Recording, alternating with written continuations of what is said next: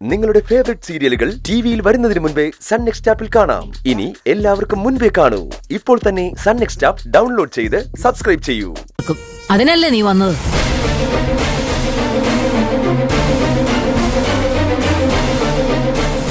ഭാനുമേ, അമ്പിളി ചേച്ചി, ഒരു കാര്യം പറയാനുണ്ടായിരുന്നു. സീരിയസാ. ആർക്ക്? ആരാ വിനയ സീരിയസ് ആയിട്ട് കിടക്കുന്നേ? ഞാൻ പറയാൻ വന്ന കാര്യം കുറച്ച് സീരിയസ് മാറ്റർ ആണെന്നാ ഉദ്ദേശിച്ചത്. ആണോ? ഞാൻ വിചാരിച്ചേ നിന്റെ ആരോ സീരിയസ് ആയിട്ട് ഹോസ്പിറ്റലിൽ കിടക്കുന്ന കാര്യം പറയാൻ വന്നതായിരിക്കും. പരിഹസിക്കണ്ട ചേച്ചി. എനിക്കൊരു പ്രശ്നം വന്നാ ആരും സഹായിക്കാനില്ലെങ്കിലും നിങ്ങൾക്ക് ആർക്കെങ്കിലും ഒരു അപകടം വന്നു കണ്ടാ ഞാനത് തടയാൻ ശ്രമിക്കും. ഓ അമ്പിളി, നീ ഇവൻ പറയുന്നതിനൊന്നും കാതു കൊടുക്കണ്ട. ഇവനെ ഇല്ലാത്ത അപകടം ഉണ്ടാക്കും. എന്റെ ഭാനുമ്മ, നിങ്ങൾ പറയുന്നത് കേട്ടാ അമ്പിളി ചേച്ചി ആരെന്ത് പറഞ്ഞാലും അത് കണ്ണടച്ച് വിശ്വസിക്കുന്ന കൂട്ടത്തിലാണെന്ന് തോന്നുമല്ലോ. ഞാൻ അമ്പിളി ചേച്ചിയുടെ നല്ലതിന് വേണ്ടി ഒരു വിവരം അറിയിക്കാനാ വന്നത്. അത് ചേച്ചിക്ക് വിശ്വാസയോഗ്യമാണെന്ന് തോന്നുന്നുണ്ടെങ്കിൽ വിശ്വസിച്ചാ മതി. ഇനിയിപ്പോ എന്റെ വാക്ക് വിശ്വസിച്ചില്ലെങ്കിലും വേണ്ടില്ല, ഒരു സൂചന കിട്ടിയാ അതിന്റെ സത്യാവസ്ഥ അന്വേഷിക്കുകയും ചെയ്യാലോ. അതുകൊണ്ടൊരു കുടുംബം തകരാതിരിക്കുമെങ്കിൽ അത് നല്ലല്ലേ ഭാനുമ്മേ? നീ പറ വിനയ, എന്നെ രക്ഷിക്കാൻ വേണ്ടി എന്ത് സൂചന നിനക്ക് തരാനുള്ളത്?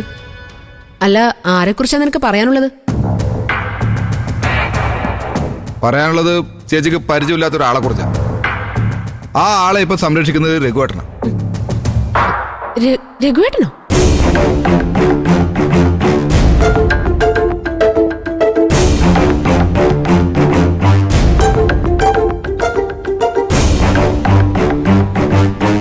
മാഷു വരുന്നുണ്ട്.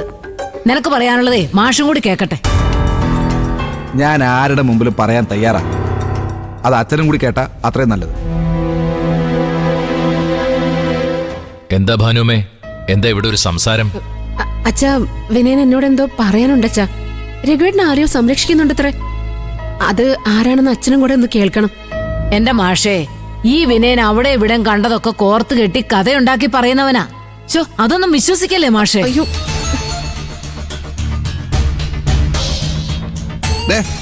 നിങ്ങൾ കുറെ നേരമായി എന്നെ ഒരുമാതിരി ഉണ്ടാക്കാനാക്കാൻ നോക്കുന്നു. നിങ്ങളൊന്ന് പോയേ. ഞാൻ സംസാരിക്കുന്നത് എന്റെ ഭാര്യയുടെ ചേച്ചിയോടും അവളുടെ അച്ഛനോടുമാ. ഭാനുമ്മ എങ്ങോട്ടും പോകുന്നില്ല. അതുമല്ല, ഭാനുമ്മോട് ഇവിടുന്ന് പോവാൻ പറയാൻ നീ ആരാ? അല്ല, ഞാനത് നിന്റെ മക്കളെ നോക്കുന്നതും നിനക്ക് ജനിക്കാൻ പോകുന്ന കുഞ്ഞിന് ഇപ്പോഴേ തുണയായി നിൽക്കുന്നതും ഇവരാ.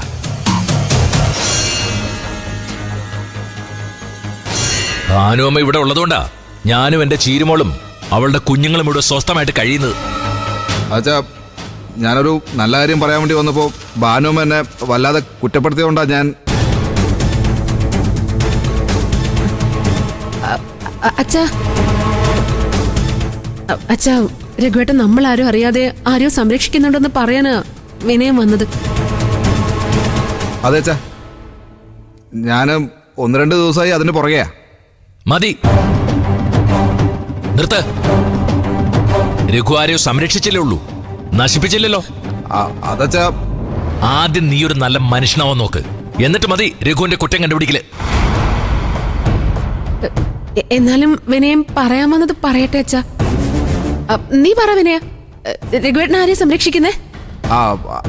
വിനയനിപ്പോ ഒന്നും പറയണ്ട. നീ പോ വിനയ.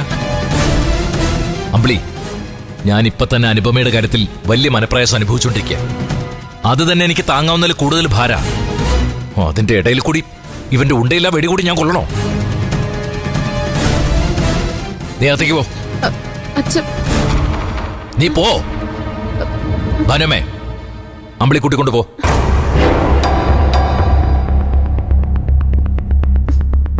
വാ മോളെ. അമ്പിളി പോ. അച്ഛനെ കൂടുതൽ വിഷമിപ്പിക്കല്ലേ.